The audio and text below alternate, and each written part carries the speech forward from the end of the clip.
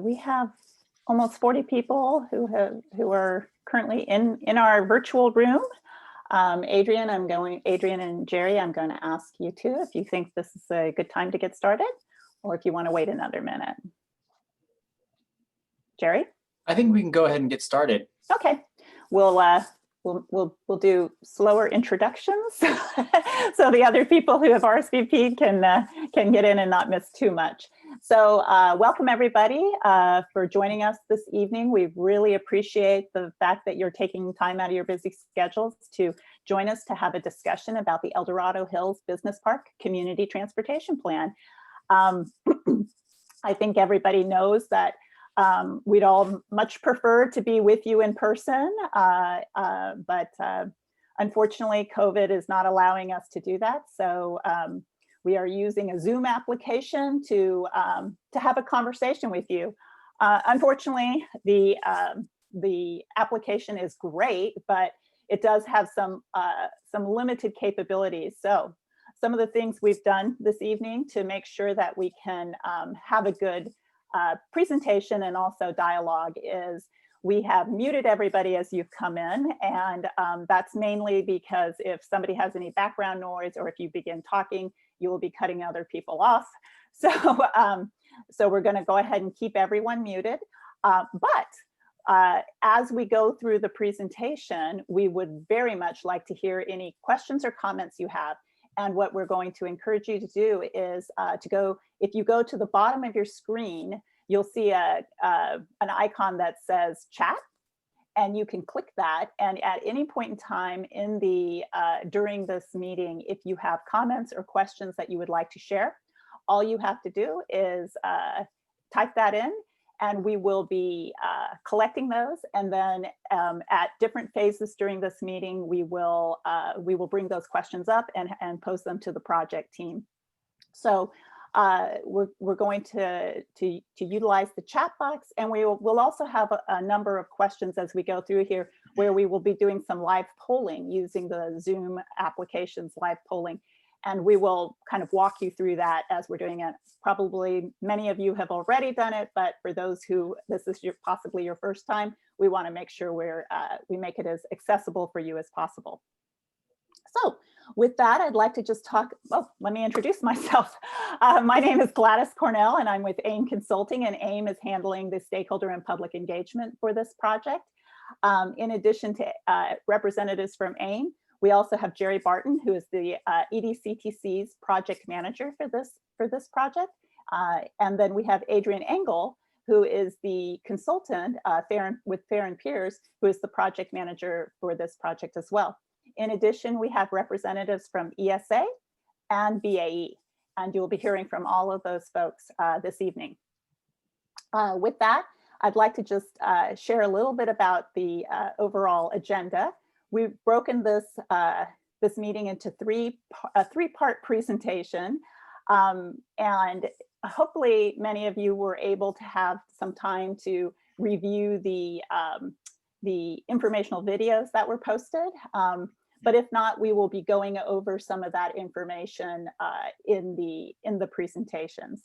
So with that, I'd like to turn it over to Jerry Barton. Okay, thank you, Gladys, and thank you to everyone for participating this afternoon, evening.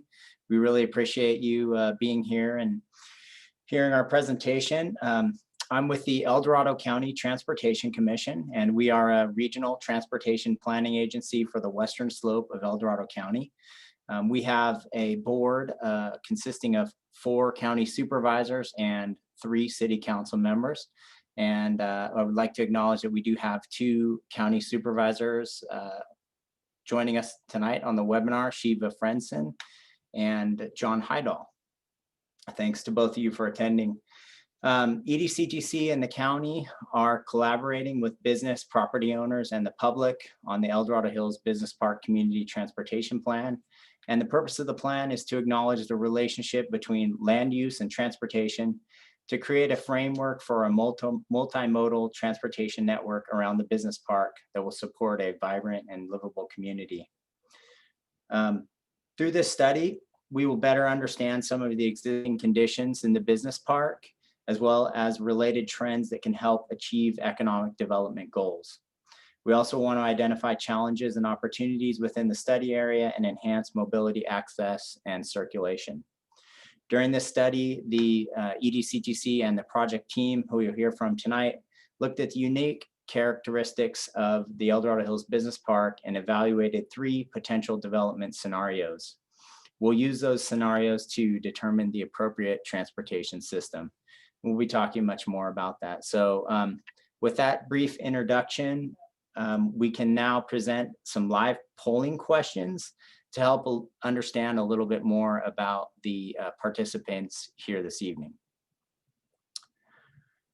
I'll spare you the reading of the questions and trust that you can go ahead and do that and select your polls. Is there any additional instruction required? So the poll should be live. Let me know if everyone can see it. So just go ahead and answer, and then once everyone finishes, we'll show the results so everyone can see them.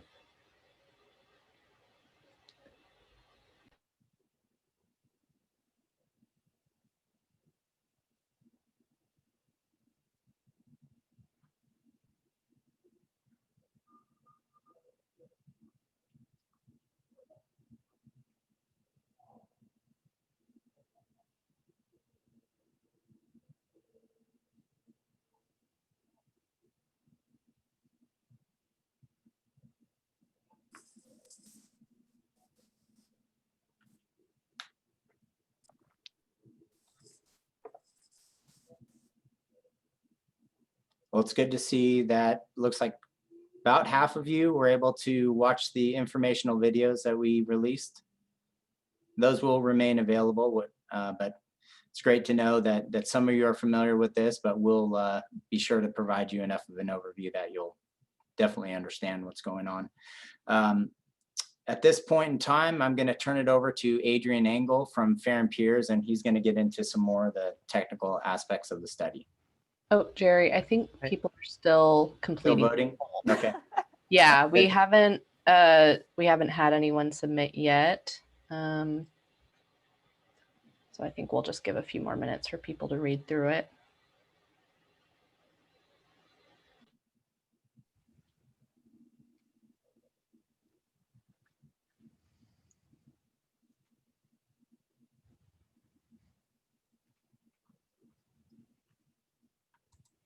At least I think we're pretty close now. Why don't we end it?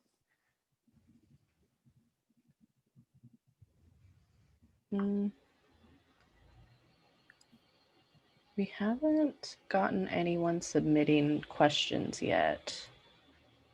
That's okay. We'll get into the questions after the first. Yeah. The first part, but seeing the end of the polls will be good. Yeah. So just looking at the results, yeah, again, thank you everybody for taking the time to look at some of the videos that we prepared ahead of time to sort of prep this meeting. Looking at where everybody lives. It's glad to see a lot of the residents that are living south of Highway 50 in the communities around the business park are represented well as people living in the other parts of El Dorado Hills, and as well as El Dorado County as a whole. And then a very diverse mix of where people are living related to, or working related to the business park. Looks like we have 2 property owners who are on the call, as well as somebody that has a job in the business park, and then a selection of other choices as well. Thanks, Elise.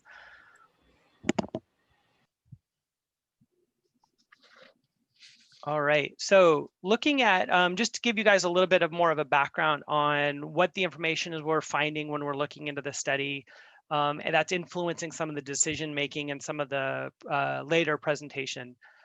First, I want to talk a little bit about just the development of the area around the business park south of Highway 50 in El Dorado Hills. The business park started development in the mid 80s. And you can see the picture on the left here is from 1993 aerial, which shows probably, a dozen, maybe 2 dozen buildings inside the business park. So that first 10 years of the business park saw a lot of growth, right away, and was probably the primary driver for development in this part of the county. If you fast forward to 2018, about 25 years later, you can see a lot of those same buildings in the aerial in the business park outlined in red, and maybe doubled the number of businesses that are there. So slowed down on the amount of development in the business park in those next 25 years. But the big contrast is all of the development of the residential and other commercial spaces around the business park. So some of the active adult living to the west, as well as some more family-centered residential developments to the east, and then the town center and Montaigne developments to the north of the business park that really brought in a lot of residential, or I mean, retail and commercial uses into this part of the community as well. And you'll see that we're starting to, run out of area for development of those other uses in this part of the land. There's still some opportunity sites on Town Center West that is moving forward right now. But there's a lot of vacant land in the business park itself. And so we wanted to look at some of the trends on why that is and how we could help accelerate that.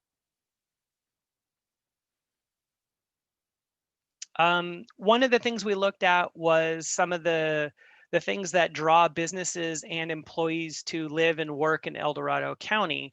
And so we looked at median home prices and median household incomes.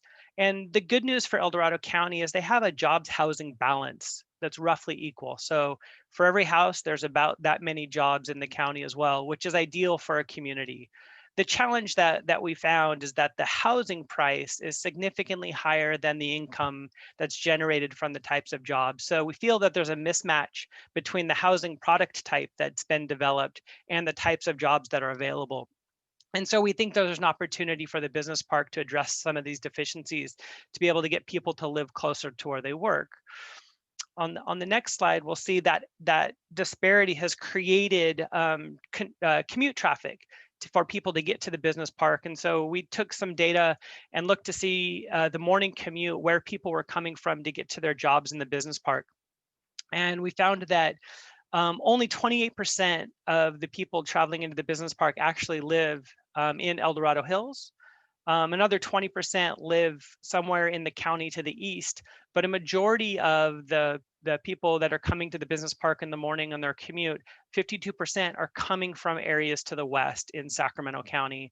A lot of them coming from the Orangevale, Rancho Cordova sort of area just to the west of Folsom, where the housing product and housing prices are dramatically different than El Dorado Hills. And so you're seeing that mismatch in housing availability is showing up in commute patterns and the traffic on Highway 50. And so again, looking for some opportunities to help resolve some of these issues as well. Finally, we looked at some of the other reasons why maybe the business park is being slower to develop than the surrounding uses and other similar types parks. And if you watched the videos, you saw some case studies that we looked at of other business parks here in Northern California and the Sacramento region, as well as in some other states as well. And it really came down to a paradigm shift over the last 20 years, where the old way companies would decide where they want to locate, they'd build a campus, and then their employees would move to that location and start a family and get their first job and those types of things. And what we've seen now in the last 20 years or so is that employees, particularly the millennials, are trying to figure out where they want to live. So finding those exciting cities or those exciting places where they can get access to a lot of different services, entertainment, recreation activities, connections to the outdoor. They move to those places and then they start looking for employment. And so what we've seen in the last probably decade or a little longer are companies moving to those locations where those millennials are locating and starting their headquarters or building new office space and new business space there. And so places like Seattle, Denver, San Francisco have seen a lot of people or a lot of businesses locating there because that's where their employees want to live. So with that in mind, really trying to think about what makes El Dorado Hills and the area around the business park a great place to be, and what are some things we can do to enhance that place to attract more people and more businesses to the business park and create a place where all incomes can live, raise families, and stay in El Dorado County. So some of the things that we found that attract that new workforce are the engaging places to live that are full of social experiences, connections with their peers in that social life, access to events, and lots of different things going on. But there's also things with less people, but connections to nature and outdoor activity, as well as a diverse creative economy. And those are two things that I think El Dorado County excels at in a lot of their creative businesses and their great recreational activities that they have in the county. And so finding ways to create some of the other missing pieces in this engaging place to live and make it affordable for new employees, I think is a way that we can help make the business park more successful.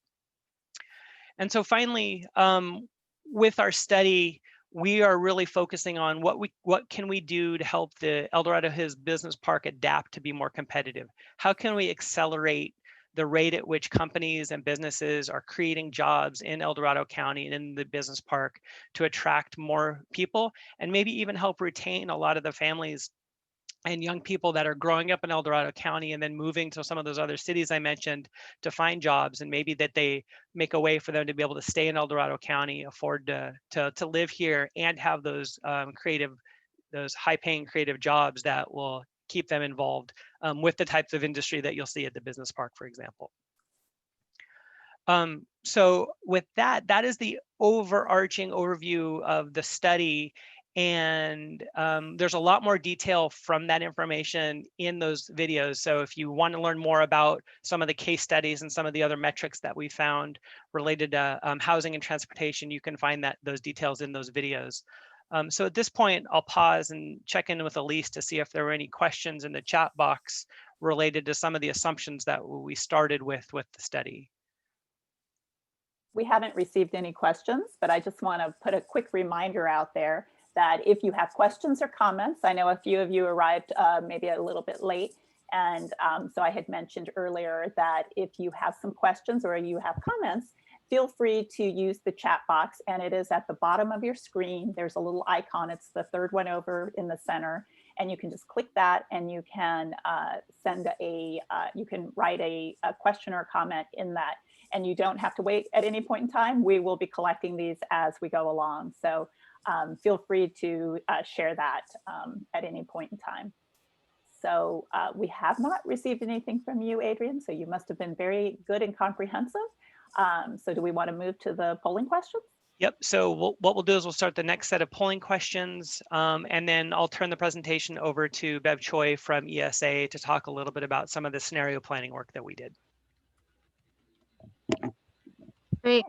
Thank you, Adrian. And Beverly, do you want to wait just maybe a second or two while we do the I was going to say, of course, I was going to mention as Elise is pulling up the polling questions, which I see on my end, I'll just quickly introduce myself. I'm Beverly Choi with ESA. I'm really pleased to be here. I'm a senior planner working with the greater team, and I'll be walking through the land use scenarios with the group tonight and sharing some of the key findings. So can everybody see the polling?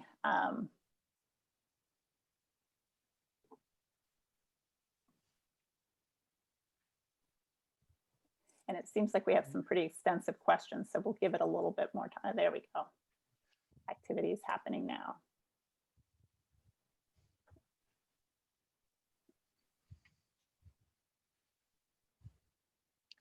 We are getting some questions in. Some of them are related to land use, but Adrian, maybe I'll just ask some of these, and then if you think that they'll be answered in some of the presentations, we can either answer them or wait until that point in time too.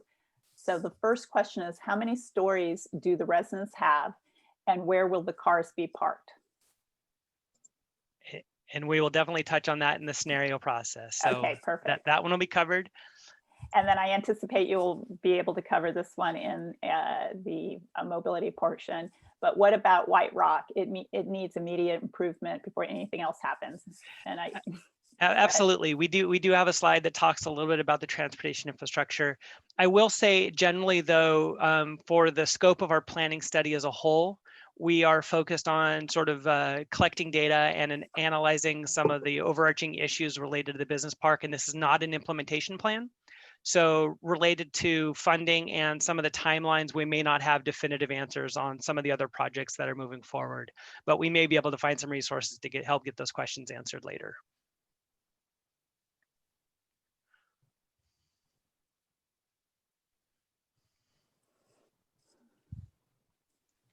We're about halfway there with the voting, so we'll just give it another minute or two.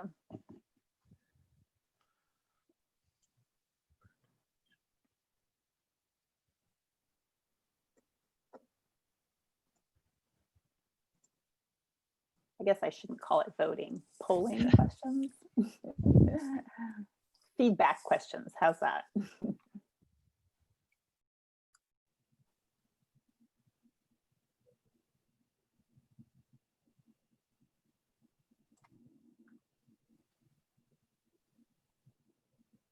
Okay, it seems like we're holding steady at, oh, just as I said that, somebody else put their comments. Okay.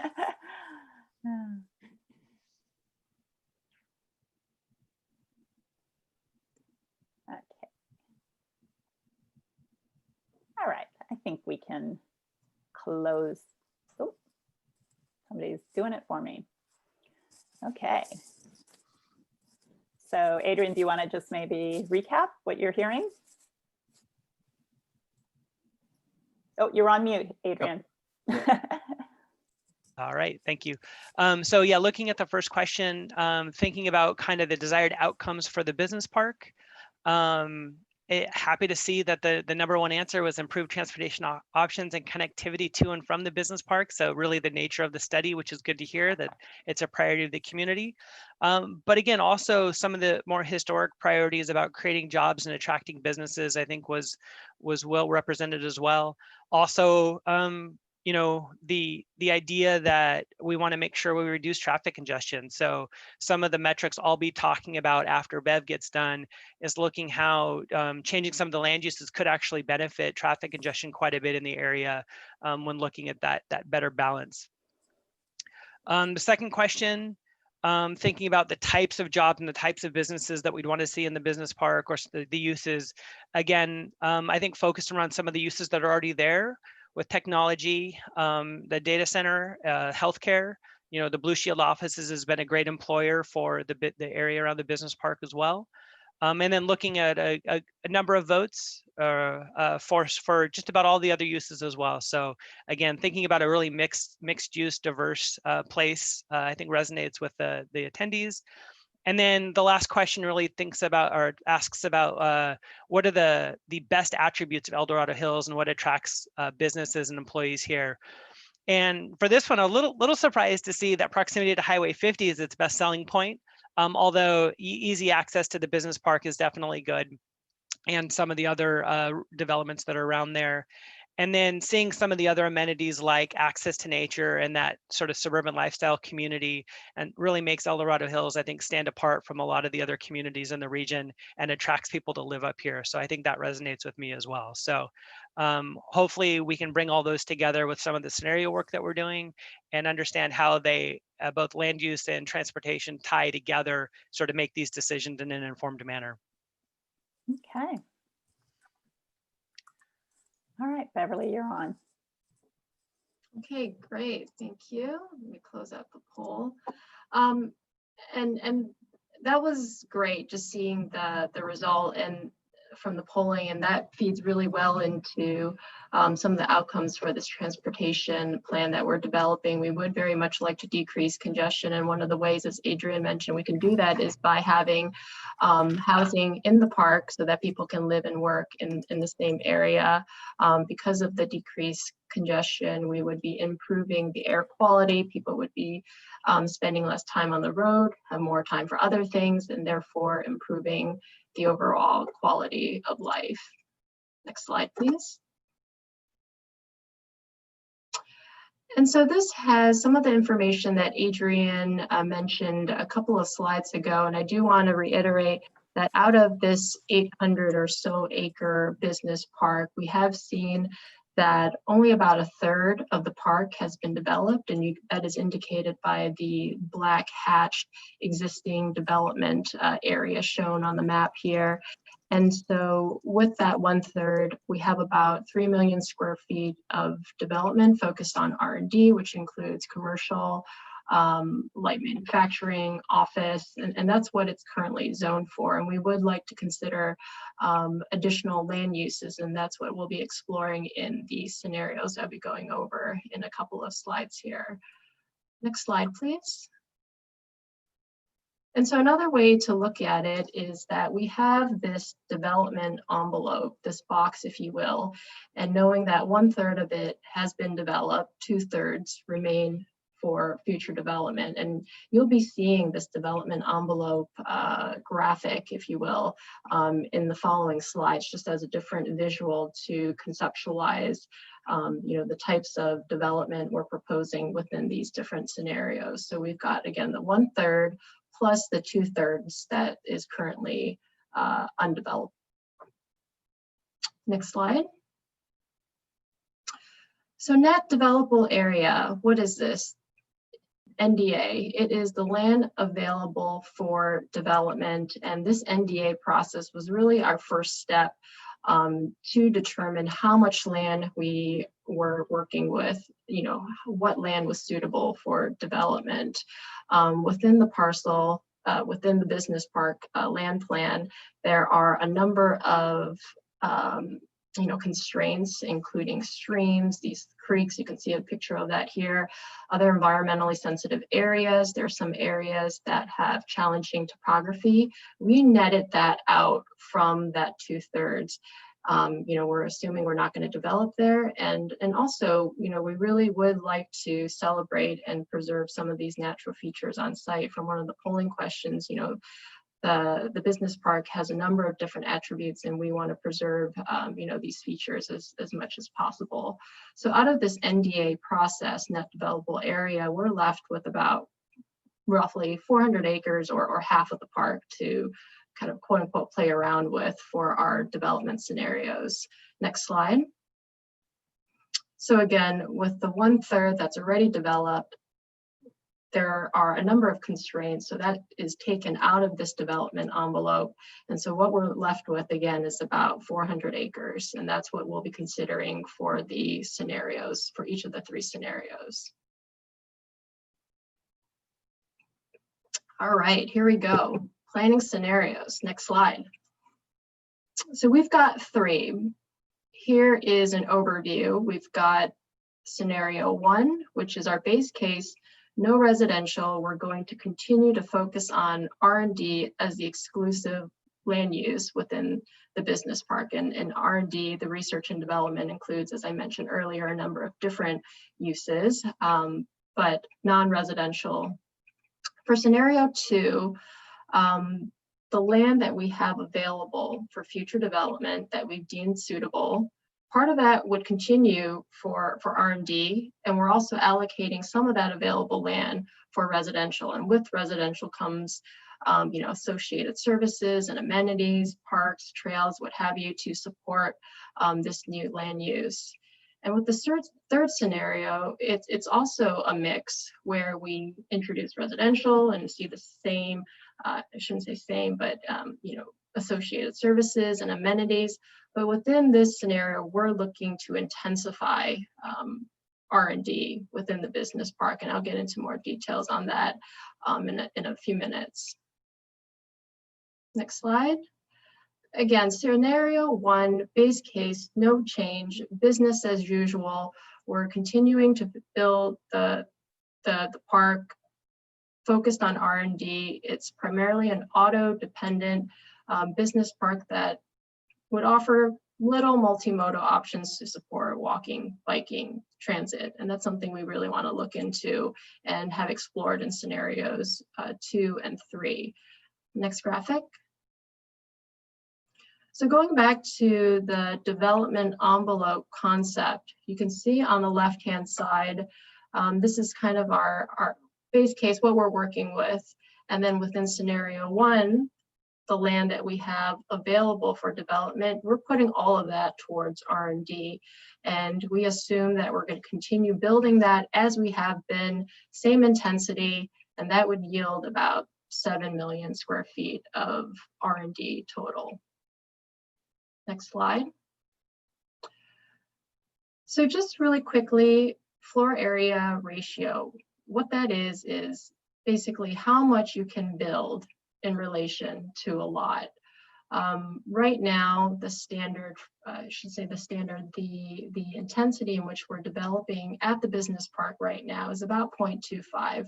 What the general plan allows is 0.5, which is shown in the column 0.5 with the two kind of orange areas shaded.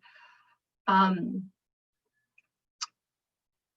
this is something I want the group to just kind of consider, because we'll be revisiting this FAR scenario when we get to scenario 3. And if we can just go back quickly, just a visualization for a 0.25 FAR development for R&D is kind of a standard single-story office building surrounded by surface parking lot. Thank you. Next slide. All right, scenario 2. This is where we start to introduce mixed-use development, which would include residential targeted for the workforce.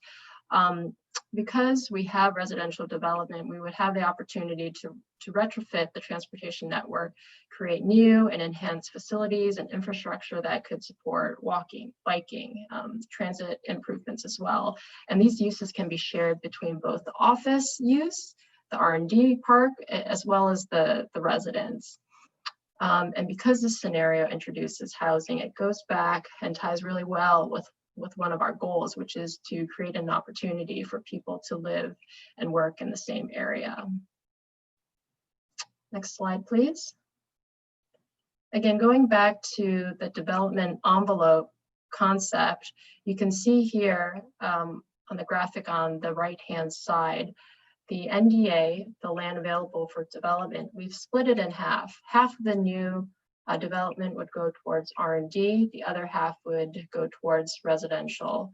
And with this scenario, we would see a little bit less total square footage of R&D, about 5 million compared to the 7 million in scenario 1. But in this case, we also would generate about 2,500 units to the business park.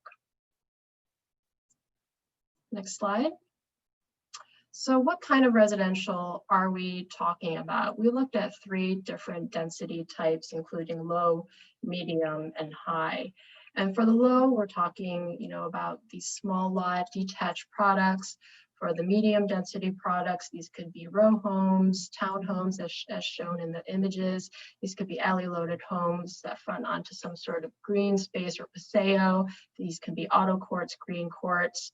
And when we get to the higher density products, these could be 3-story, maybe 4-story tall stacked dwellings. And I think there was a question about, number of stories, and this is what we're envisioning.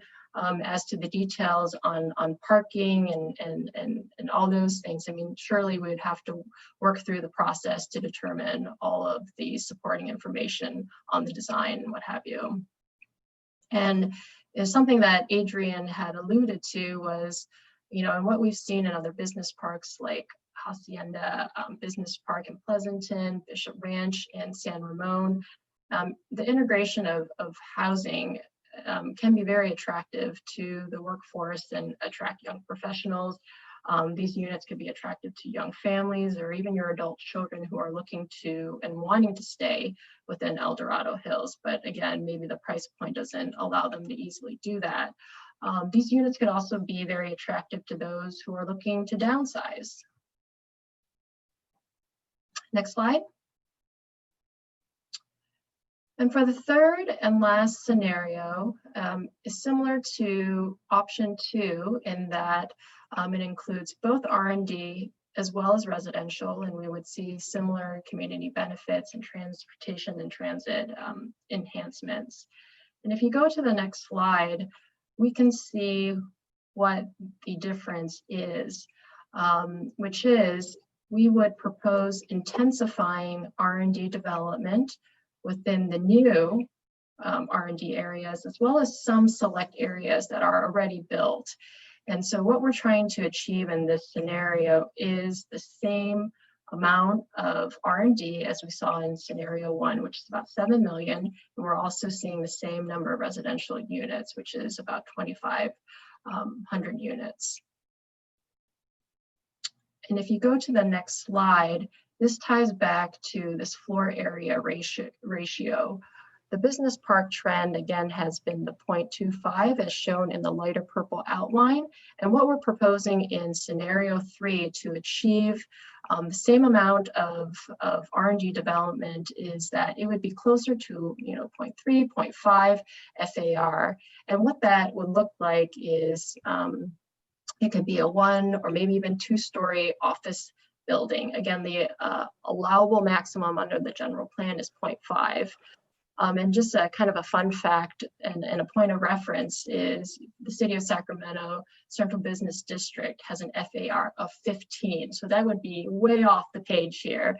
Again, just to get your mind around it. But with FAR, the higher the FAR, the more development you can place versus the lower FAR, the less development you can have. Next slide, which is the last slide, shows a comparison of all 3 scenarios based, again, on the existing conditions. And you can see, kind of the differences between all of them. And ultimately, what we're trying to do in the third case is really to intensify R&D so that we can have no net loss of R&D development and still have the residential units that we're seeing in scenario 2. And so there's some additional information here as to the yields on employees and population, and Adrian will be walking through some of those details as it relates to some of the transportation and transit enhancements for the project. And then before we hand it over to Matt real fast, I did want to respond to a question that I received in the chat. And there were some questions around some of the changes that have been happening to the business park lately with some of the applications that are coming forward and a de-annexation that's happened. And I just want to say, when we started this process, we looked at the business park as a whole and are creating these scenarios in a very high level way. We know there's a lot of moving pieces already going on with many of the property owners directly with the county. And so we're aware of those activities going on, but didn't want to keep changing the goal line as those projects are moving forward during the scope of this project. So we've simplified our scenario planning tools and our analysis to look more broadly at the business park as a whole, understanding that there are some moving pieces that will be adapted into the business park as it moves forward on its own. And Adrian, that's a great point about the adaptability of the tool too. These are 3 scenarios, but the way that the tool is built, I mean, there are any number of ways to analyze the information. So it is quite flexible. All right, with that, we're going to have Matt Cota from Bay Area Economics jump in and talk a little bit about what these scenarios mean to development timeline. All right, thank you, Adrian. So let's go to the next slide. And just to summarize some information you've already heard. So the business park has been developing for almost 40 years now. About 300 acres are developed. The rate of absorption has been around 7.4 acres per year, about 84,000 square feet of building space per year. From those who've been involved with the park over a greater number of years than many of us have, we understand that the rate is actually slowing down a little bit. And Bev kind of spoke about that some earlier as well. At the historic rate of absorption, the remaining land we're estimating could take about another 50 years to develop. So what that would be kind of what we're associating with the base case that Bev described. what I want to do next on the next slide is talk about a little bit of benchmarking that we did. So the idea here is to understand if we are able to align the business park to more of the contemporary trends in business park development, economic development, business attraction, and so forth, with some of these additional features and modifications, we would hope to be more competitive with other communities that are in the nearby area in terms of the absorption potential. And so what we're showing on this table are the historic absorption rates over the last 15 to 20 years in some nearby areas. So Rancho Cordova, Folsom, Elk Grove. These are kind of similar areas in some respects, and they're getting in that 130, 150,000 square feet of development per year. Roseville has been a real powerhouse within the region. They have a much higher absorption there, couple different strong business parks. In the Natomas area of Sacramento, this is the area that's north of the American River. Their rate's about 173,000 square feet per year. And that's including a number of years where there was a development moratorium due to flood control issues that have only more recently been resolved there. Bev mentioned business parks in the Bay Area, Bishop Ranch and Hacienda Business Park. These are two of the most successful business parks within Northern California. Of course, they have made moves more recently to bring in this mixed use aspect, keying in on a lot of the trends that, that Bev mentioned to make them competitive in the more contemporary environment. But historically, they've been able to absorb substantial amounts of development, and they're just looking to keep that edge. The last item on this table is the Davis Innovation Sustainability Center. It's a proposed development project. That's their projected absorption. With that is, again, a mixed use business and R&D type of park. And that would basically almost triple the city of Davis's historic absorption rate with that facility. So with these in mind, next slide, we looked at what it might look like for these different scenarios under the base case to continue with the historic absorption rate, and under the two scenarios, 2 and 3, where we're introducing the mixed use aspect. You can see we're applying a targeted 145,000 square foot per year absorption rate. And for scenario 2, with a more limited amount of R&D space, about a 15-year absorption period. In scenario 3, with an equivalent amount of R&D space as what you'd have within scenario 1, we're looking at a potentially 30-year absorption period. So shortening up that 52-year absorption period quite a bit. I haven't mentioned the residential absorption, but given the need for workforce housing within the area, projected shortfalls in workforce housing that exists now, as well as what would occur as the community continues to grow over the next 20 years or so, we think that the residential components of scenario 2 and scenario 3 could also absorb within that probably 15 to 20 year time frame. So with that, I'll go ahead and turn it back, excuse me, turn it back over. So we did get a few questions in the chat box. Elise, do you want to? Yeah, so let's see. We did get another question about White Rock, particularly about noise mitigation. So is that going to be addressed at all? Next slide. Yep, I'll talk a little bit about that. Okay, so we'll move on. Let's see. We had a question, who can we direct general concerns about concerns about the general development of the business park too? And that's going to be related back to the either property owners as they're bringing development scenarios forward to the county, or county staff as a whole. I think would be related to actual projects that are brought forward.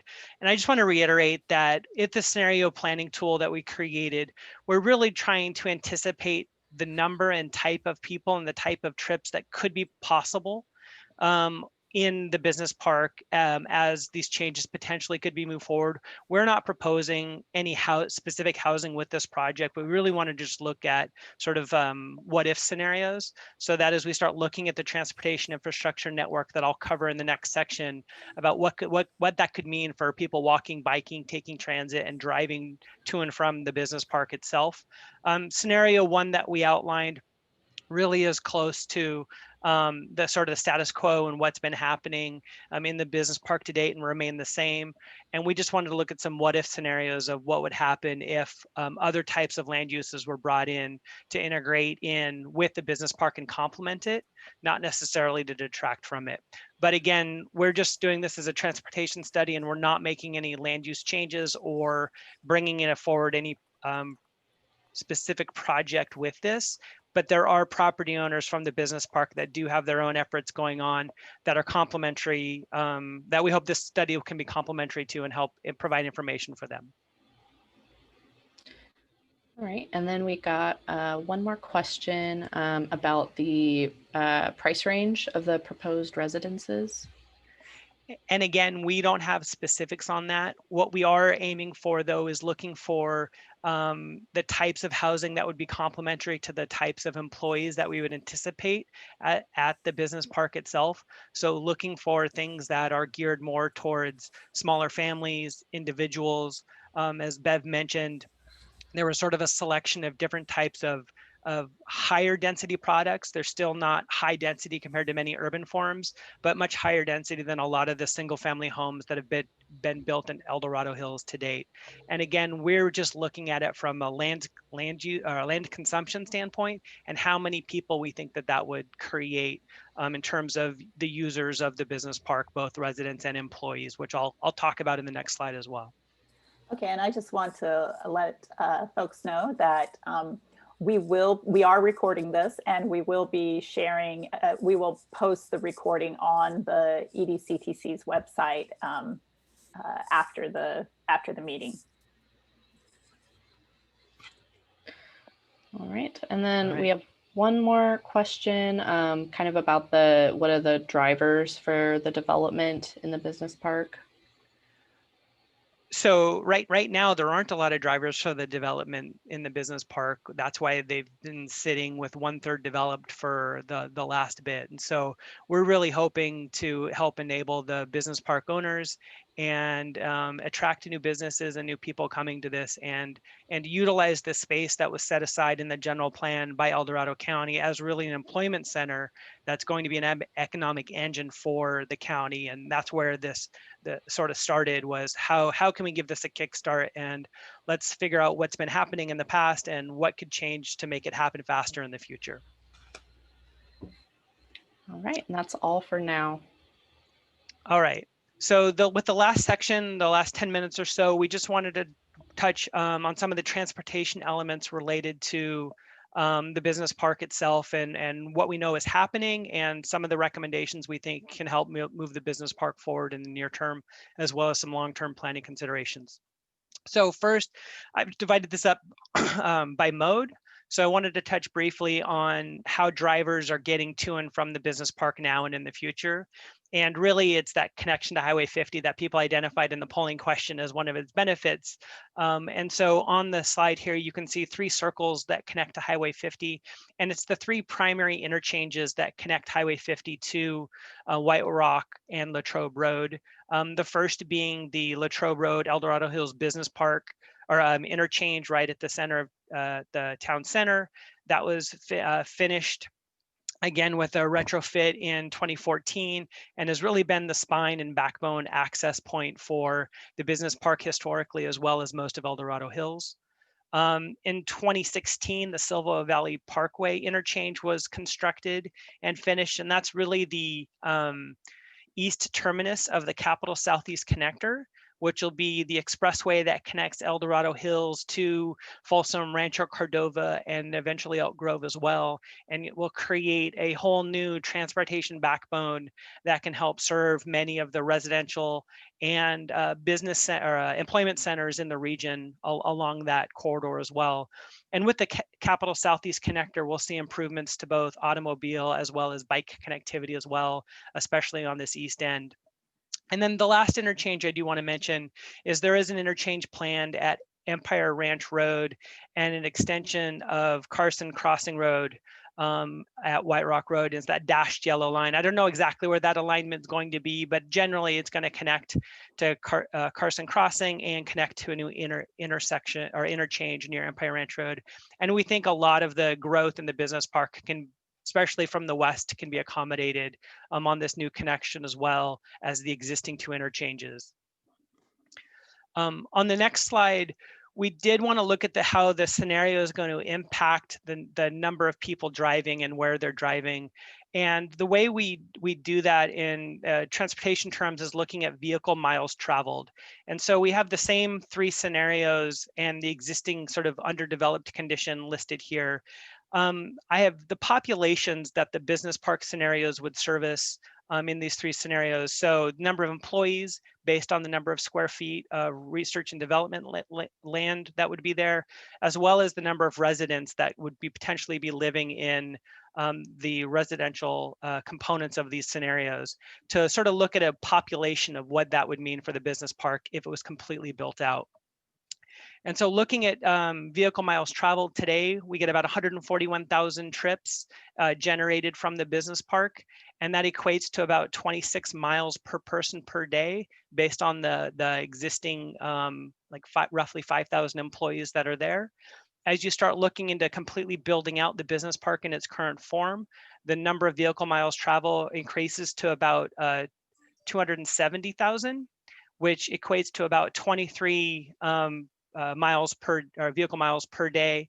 And that number goes down a little bit per person because there will be more people with more job selection closer to where they're currently living and may have some shorter trips. But all of the trips coming in and out of the business park would be related to the businesses that are there. As we start looking at scenario 2 and 3, you'll notice that the vehicle miles travel fluctuate a little bit. In scenario number 2, they will go down in the build out scenario a little bit because the total number of employees goes down from 12,000 down to 9,000, but we still have a new 5,000 residents living there. That equates to roughly 17.7 vehicle miles traveled per person. And so you're starting to see some savings of people living close to where they work. So instead of driving from Rancho Cordova, maybe they're able to walk, bike, or even drive from one end of the business park where their housing is to their job in the business park. And that VMT, that number of vehicle miles traveled per person goes down significantly with scenario number 2 from either the base case or what's out there today. And then finally with scenario 3, as we intensify, again, more people in the business park, back to those 12,000 jobs plus the people living there, you end up at about 18 VMT per person in the business park along this way. So again, thinking about if you're trying to meet some of your greenhouse gas emission goals, your air quality goals, and total vehicle mile travel reduction based on the county and the regional goals, this is one way to do that. Go on to the next slide and we'll talk a little bit about some of those methods. So basically, 3 things that we're looking at with the scenario planning. The first I already mentioned, with people living closer to where they work, the amount they drive each day gets shorter, and so VMT goes down from that. If they live close enough and have good access via walking and biking, maybe they're walking and biking or taking transit to work and eliminating vehicle miles traveled from that standpoint. And then finally, with the business park diversifying and adding different types of land use in there may be a wider variety of services that are closer to people today than they are today, or with a fully just R&D business park. And so that wider variety of services may allow people to walk to get services, lunch, take their bike to do a shopping trip that they may have had to do by driving into Folsom or into Placerville historically. So again, all of these strategies are really to help try to meet some of our regional air quality goals. All right, next slide. Jerry, did you want to talk a little bit about transit and the trails, or did you want me to continue? No, I'm happy to talk about it. You know, of course, COVID has changed transit ridership dramatically, you know, hopefully temporarily, but the El Dorado Hills commuter transit system has been extremely popular, and especially this stop in El Dorado Hills, so much that we, in fact, looked at development opportunities for a county line transit center there and fueling station for alternative fuels.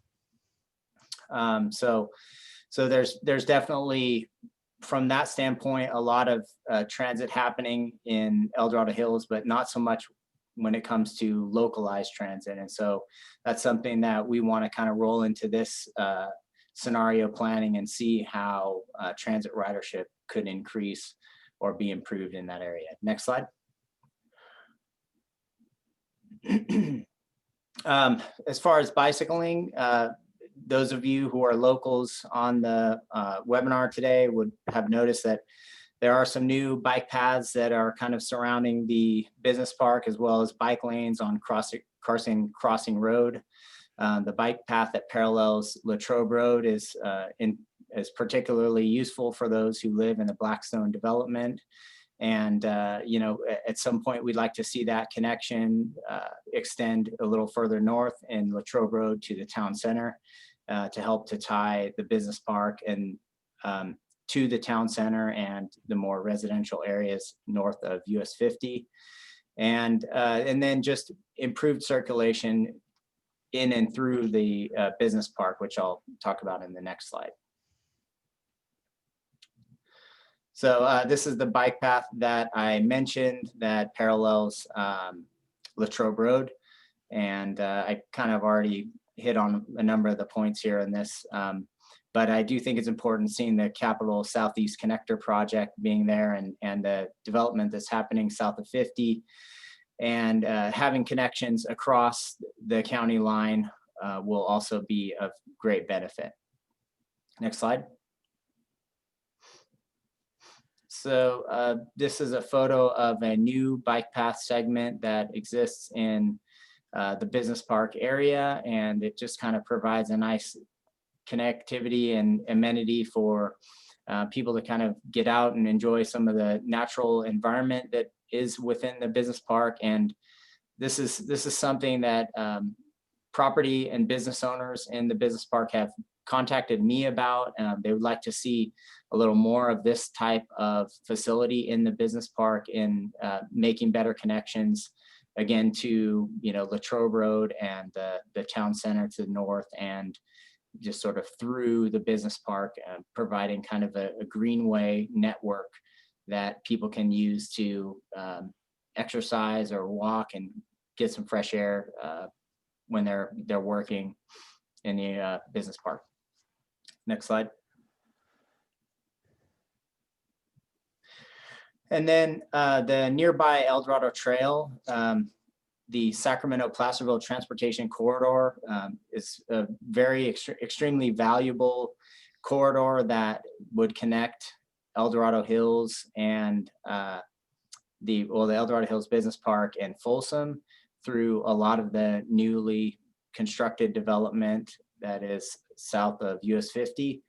And it's really close in proximity to the business park, and just provides tremendous opportunity to connect and create options for people to bicycle easily without being, you know, going up and over large hills and that kind of things. So next slide. So this is just a characteristic of some of the internal roadways and you know, how we anticipate, where we anticipate some improvements. And a lot of the uses that exist there now are shared uses where people are walking and bicycling in the roadway along with cars, and it generally tends to have a pretty low car speed and low traffic volume. So we do see that type of use, at least in the interim, would probably remain to be positive, with some general improvements to striping and navigation and that type signage and that type of thing. Next slide. So this is a cross section, a potential cross section that we might see in the business park. And did you have anything you wanted to add along these lines, Adrian? Yeah, I was gonna say this is a typical roadway that's built out there today. The existing streets are about 50 feet wide from curb to curb. They almost all have on-street parking and relatively wide travel lanes. They have curb and gutter, so formalized drainage, but sidewalks are very sporadic. And so I really wanted to talk in the next few slides about what this is the palette that we have to work with thinking about how to improve circulation, multimodal circulation in and around the business park, thinking about what can be done with the street itself. And so I've come up with 3 different ideas on ways to formalize walking and biking in the business park itself. This kind of roadway design is very typical for an industrial park, and is very standard when it comes to solely sort of industrial type uses. I think the difference for the El Dorado Hills Business Park are 2 things. One is it's been surrounded by residential neighborhoods, and a lot of those neighborhoods have connections to the business park roadways and or some trail connections as well. So even today, you're starting to see a lot of people walking and biking in the business park on their lunch break if they're a worker, or if they live in one of the surrounding communities, using it for recreation activities, exercise, also using it as a way to walk from one end to the other without having to walk on Latrobe, which is a very busy roadway with high speeds and high volumes. And so I think there's an opportunity to think about the business park roadways differently, because it's not just a traditional industrial park. So next slide, Elise. So we really want to talk about it in 2 ways. One is looking how can we retrofit the existing streets. And so that's, you can see here, this sidewalk was recently added on one of the interior streets, but the roadway and curb and gutter were all existing before. So it's being done already on a smaller scale, but how can we retrofit those streets faster? And then also related to the new streets, do we want to come up with a new concept as new streets are added, some of the interior streets to the undeveloped areas of the business park? Do we want to have them start looking different than how they've been developed historically, to be able to accommodate people walking and biking from day one and not have to be retrofit down the road? So the 3 strategies include, then on the next slide, the first being to sort of double down on the shared street concept.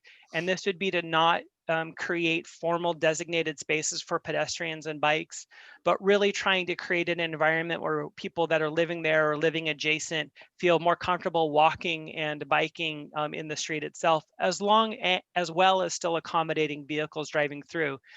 Characteristics of a shared street that would need to be adapted would be slowing down cars to roughly around 15 miles per hour to keep it safe with people walking and biking in the street.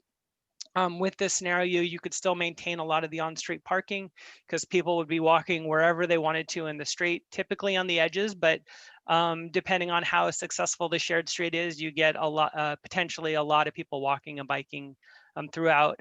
And then part of the process of a good shared street, again, is educating drivers and the people that are using the streets when they're entering the business park to be looking for those people walking and biking, when they may not be anticipating it now based on the types of land uses and the fact that it's a business park that people are driving into, and not realize that there may be joggers and bikers already utilizing the street. So one concept, the least cost, is really looking at sort of how do you enhance that shared street environment in the business park if it becomes more multimodal and mixed use. Next slide. A little bit more formal process would be to look at restriping the existing roadway, utilizing the existing curb gutter and roadway, but trying to create some designated spaces for people to walk and bike. And so this could include, like in the picture shown here, striping a pedestrian lane that would be signed and stenciled for people to walk in, so that they would feel more comfortable in having a dedicated space. Typically, this would remove parking along the edge there and replace it with this lane. You could also create adjacent bike lanes to the pedestrian lane, or allow bikes to share the roadway with cars like they do they do today because of the slow speed and low volume environment. A lot of times the pedestrian lanes are used as a temporary feature. They do have some challenges with the ADA community being both ADA compliant for wheelchairs because of slopes, as well as cane detectable for visually impaired. So many times the pedestrian lanes are an interim improvement that gets done until more permanent ADA compliant improvements can be done. But this could be an easy way to retrofit some of the key roadways to allow pedestrians to access some of the off-street trails that have been constructed and create those paths that help pedestrians understand where they should be versus the drivers that are driving through the business park.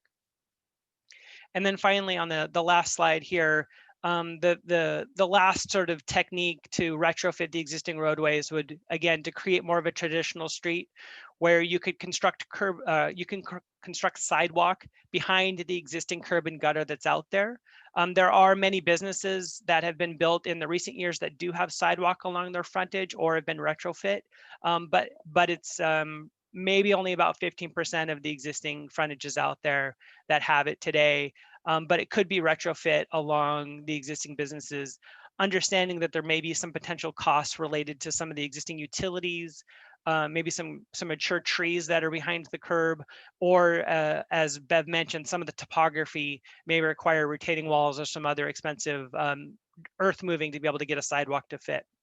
But with this scenario, you could include bike lanes as well, or those shared bike streets. And this scenario also does preserve that on-street parking that's being utilized on many of the frontages of the businesses today. And so again, looking at sort of from a low impact, low cost scenario all the way through a more traditional scenario that could be built new and or retrofit on those existing streets. So it looks like we're doing good on time. And with that, Elise or Gladys, were there new questions that have popped up since we've been talking? Yes. All right, so we have a question about the impact that residential development will have on other areas of El Dorado County. Matt, do you want to talk a little bit about the study that you recently presented to the board and where some of the demand and absorption is? Sure. So, with respect to where, what would be happening with travel if you introduce housing into the business park. So I think Bev summarized some data earlier about the percentage of people coming from outside of the area. Maybe it was you, Adrian. About half, a little over half, were coming from Sacramento County and areas further to the west. Maybe a quarter was from around El Dorado Hills itself, and then another quarter was coming from areas further to the east. And what I would say is that we've heard from the business park representatives that a tremendous number of the employees do in fact commute in from parts of Sacramento County, a lot coming from Rancho Cordova and places where they can afford housing. But even for employees who actually live in the area, because of the way the transportation network is set up, most likely those folks are driving to work as well. So by bringing housing into the business park, you're creating the opportunity for people who can live closer, so to reduce some of that traffic using the local roadway network. But you're also talking about various bike and pedestrian improvements that would encourage people to bike and walk potentially from nearby areas if they already do live within the nearby community. And then finally, for people that are working in the park, we hear a lot that people hop in their car to go to lunch up at the town center and some of these other locations. And so again, if we can integrate some other services and things that'll allow people to just walk from their workplace to a spot to get lunch or a place to go to a gym class or whatever, that creates a lot of opportunity for reducing the travel by vehicles. With respect to affordability, as Bev mentioned, the targeting here for the residential is that a level of density that will create product types that would be more affordable than the typical housing that's available within the El Dorado Hills community now, which is primarily either the senior housing or the kind of executive level higher end single family residential housing. And so these would target uses like townhomes, small lot, single family development, some apartments, maybe some affordable units integrated in. And that just aligns better, we think, with a large chunk of the workforce who would be there now, but also in the future attracted to jobs within the area. So I think those are the ideas for demand. And we've looked at the long-term growth projections. We've looked at the development pipeline, and absent the kinds of land use changes that we're talking about within the business park, we don't see a lot of indication that there will be these different types of residential uses provided within the area. And that also acknowledges some limited amount of lower or higher density, more affordable type housing in the Folsom development adjacent. But again, most of what's proposed is the higher end, more expensive and less affordable type residential. So there's a gap there that can be addressed. All right, thanks. And we have another question. I'm just going to read this just to make sure that I'm getting the full meaning of the question. When we talk about workforce housing absorption, have we quantified the current workforce housing need, or are we talking about creating a workforce housing environment? And if the residential component in the business park is consistent with a higher end development, what impact will that have on the need for workforce housing in other areas of El Dorado County? And I think to answer that in the easiest way possible is we're not getting that level of detail with the products that we're bringing forward, and thinking about it more in holistic terms. The ideal would be that we create the types of residential that would be affordable to the workforce that's in the business park, and trying to find that match. And so there would be some additional studying that needs to get done, and then understanding the price to build and making sure that things that price range can be built with the types of construction that are out there. I did notice a couple of questions related to that around lag and timing as well. And there's definitely a chicken and an egg argument for this, but I think this study is really looking at the first step of what are some of the things that could be changed about the business park today to kickstart its development. And it may be, these changes would entice new businesses to come sooner than later.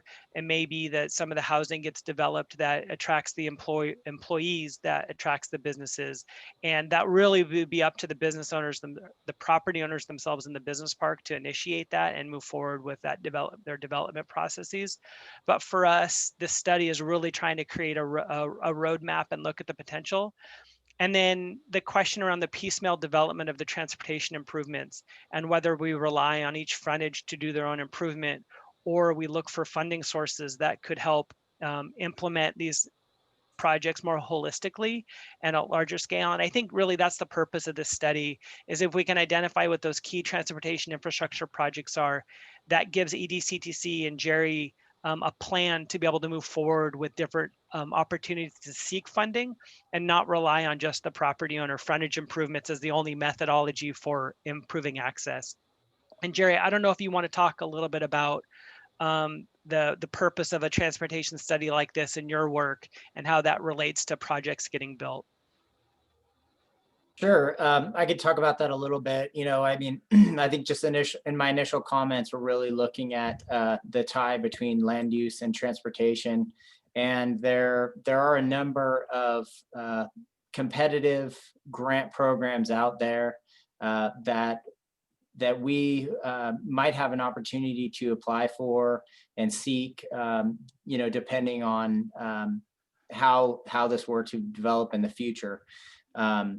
But that's, I think, just kind of one area where we'll be thinking about things, as this plan continues to develop. But you know, the question really kind of is talking about developer funding and the TIM fee and that kind of thing. And I certainly think that would be a part of it. But again, we're just laying out scenarios and kind of a what if scenario to help us determine what transportation improvements might be needed and how changing the land use in the business park might improve the economy and or affect transportation or impact transportation. So I think that's kind of a good place to wrap that one up.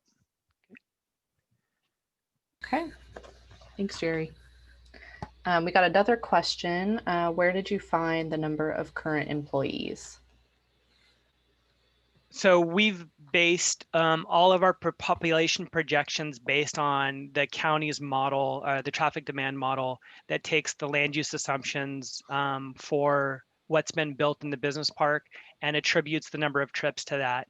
And so again, trying to equate the scenarios back to a transportation methodology to be able to calculate the vehicle miles traveled benefit of the different scenarios and understand that.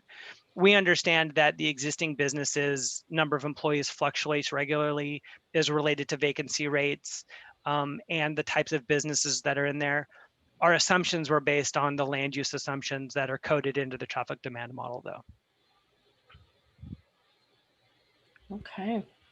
We got another question. It's kind of like a two-part question, so I'm just going to read it. How do we envision financing the transportation improvements? Developer funding, like current development projects, providing in El Dorado County? If so, couldn't this result in a piecemeal scenario for the transportation plan implementation? Yeah, and I think that's what Jerry and I just talked about related to some different funding options and why the study is so important. I think the second part of that question asks, what if development lags and the focus shifts again, as it did with the original 40-year plan, and what would happen with the transportation plan? And I think that's the thing about the planning process is it's not something that's static. Once you do it, you have to re-envision. A general plan gets updated every 5 years. I think that the transportation network and the business plan itself have been stagnant because they haven't done a lot of studying. And I think, you know, this effort, a previous effort that was initiated by the business park owners and the projects that are moving forward with them are definitely looking towards what trends are changing and how things are adapting. I think it's important for us to look holistically at the region and the sub-region around El Dorado Hills and understand how all of the different developments, whether it's the business park, the surrounding residential developments, or the town center, and how they all work together related to access, mobility, and the transportation infrastructure that's around that. And I'm hoping this plan can create some near-term improvements that can be tackled in the next 5 to 10 years related to those improvements. Also acknowledging that long-term, those priorities could change again and you'll have to reevaluate. Thank you. Okay, and then we got another question. Let's see. How do you get across Latrobe Road if you are not walking or biking? That's a great question. And I think right now, the trail terminates at an existing traffic signal along Latrobe Road, so you can get from the trail into the business park. And I think as we looked further with the study and identifying where those key origin and destinations are in connection to the different, especially off-street facilities, that we want to make sure we have good wayfinding as well as safe crossings of some of the busy roads, and whether that's Latrobe or White Rock, really understanding where those access points are, which could result in new signalized crossings. I don't know if grade separations are off the table at this point, but they could be considered as well for a pedestrian crossing at some of the key locations if there was enough pedestrian demand for it. Okay, we have another question about affordable housing and basically what is the current situation in El Dorado County for affordable housing? We had some early conversations with county staff, and I don't know if somebody wants to sort of tackle that related to what's been going on most recently. Yeah, I don't see our affordable housing expert staff person in the webinar presently. But, you know, I'm happy to follow up with the commenter directly and talk more about it. And we can also, for any question that we can't answer tonight, we can, we'll be following up with them and make sure that we have the summary that will have all the questions with answers such that we can in the summary document, which will be on the website as well. Okay, that's all the questions for now in the chat. Does anyone else have any other questions? Feel free to write those in. We can also, I mean, we have about 7 minutes left. So if anybody wants to add and not type it in the chat box, we could take your question live here tonight. Like I said, we have about 7 minutes. So if you have a question you want to verbalize, if you could just raise your hand, your virtual hand. Hannah, can you explain how people can find that virtual raise your hand icon? Yes. So during the meeting, you can click on the button labeled participants. And then if you click on that, it'll come up on the side panel with an icon that says yes, no, go faster, go slower, and more. And if you click on more, you'll see a number of, there's thumbs up, thumbs down, clapping, and a hand raise icon. And if you click on that, I will be searching through the participants and will unmute you so that you can ask your question.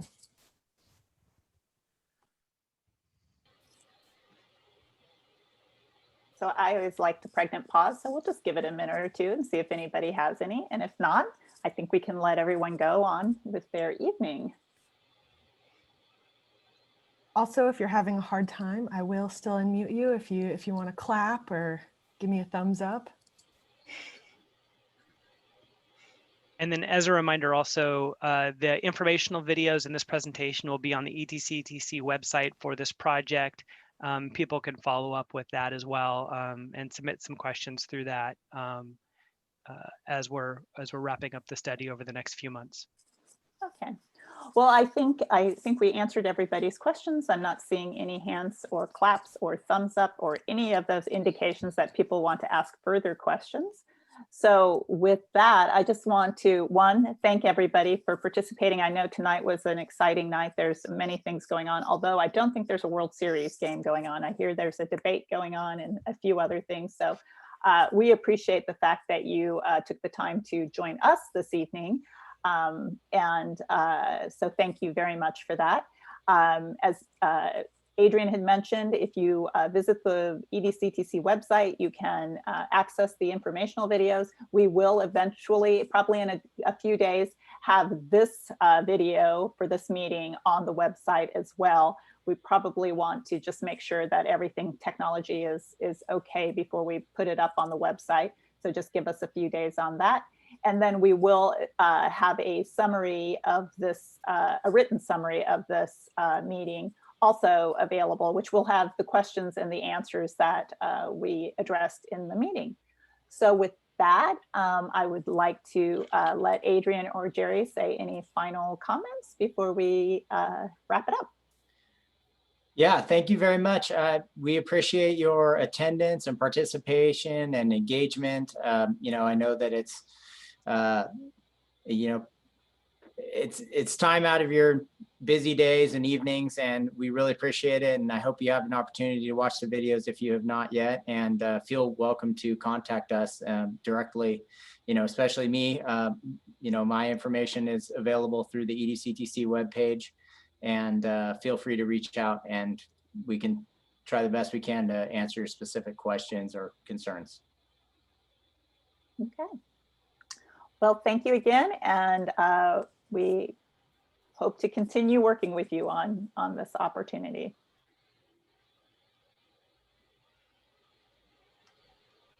Bye, everyone.